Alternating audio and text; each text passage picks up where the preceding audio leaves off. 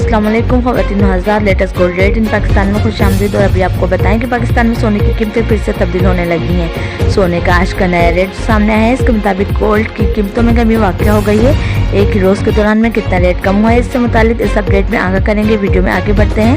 तमाम तरह नाज़रीन से गुजारिश है कि ग्लोब न्यूज़ उर्दू चैनल को सब्सक्राइब करना मत भूलें और वीडियो को लाइक और शेयर भी करें।